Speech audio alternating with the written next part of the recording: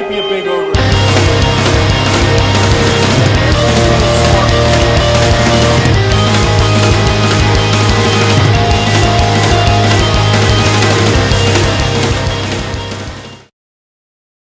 Basic movement is your dimensions, your angles, your directions, basic directions.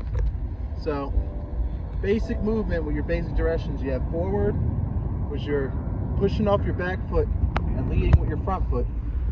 Backwards, pushing off with your front foot, guiding with your back foot.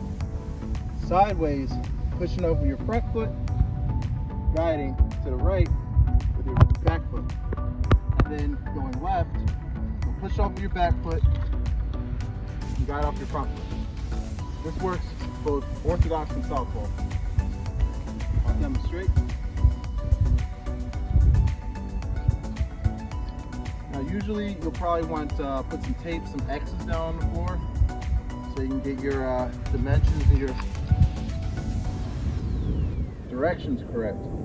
But basic directions, say like you picture yourself in a mirror and the person opposing you is opposite direction of everything you're doing. So when I go backwards, they go forward.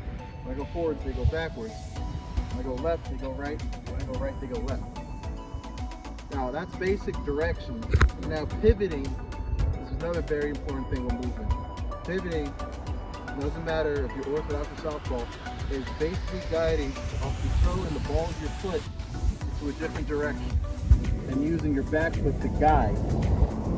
You're anchoring yourself in your front foot so you can guide. You can also do it southpaw.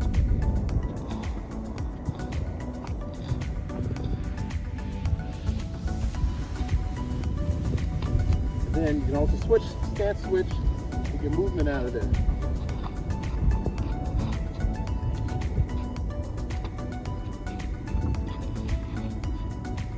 Once you put it all together, you'll start getting comfortable.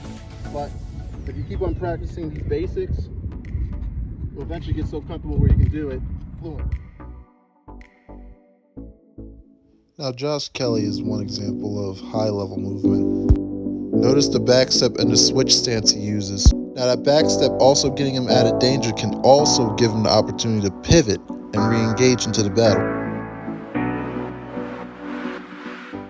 Now just like Lomachenko, Kelly's the type of fighter that likes to cut angles. Now the angle cut's a diagonal dash that allows you to pivot at the same time. Now doing this allows him to anchor all his weight on his pivoting foot.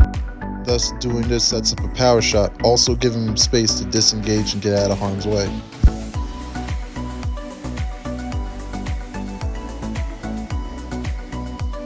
Guillermo Rigondeaux is the king of pivoting. He actually uses the weight on his pivoting foot for evasion. That, along with perfectly timed dips, causes him to use less movement and make the opponent unbalanced. Prince Naseem Hamed does both of these methods in his fights. He will backpedal into a counter and cut his angles. Now in his fight with Robinson, he'll dash in, anchoring his weight for body shots while staying at a safe distance when he disengages. Now these backpedaling angles also gives more reaction time for punches from the opponent. The farther you are away from your opponent, the more reaction time you have, and it can be determined by inches. Now, Vasyl Lomachenko is the best example of modern-day footwork and movement. Though Sosa's movement is high level, Vasyl Lomachenko was light years ahead of him, demonstrating all the fundamentals that I explained earlier. Thanks for watching, everyone. I hope you took some of the tips I provided and were able to add it to your toolbox of knowledge. I'm not the best fighter in the world, but hopefully what I'm showing you can help improve your game in boxing. I apologize for not getting these tutorials out sooner, and I'll try to be more consistent in the future. But in the meantime, I appreciate all your support, and stay safe and stay tuned.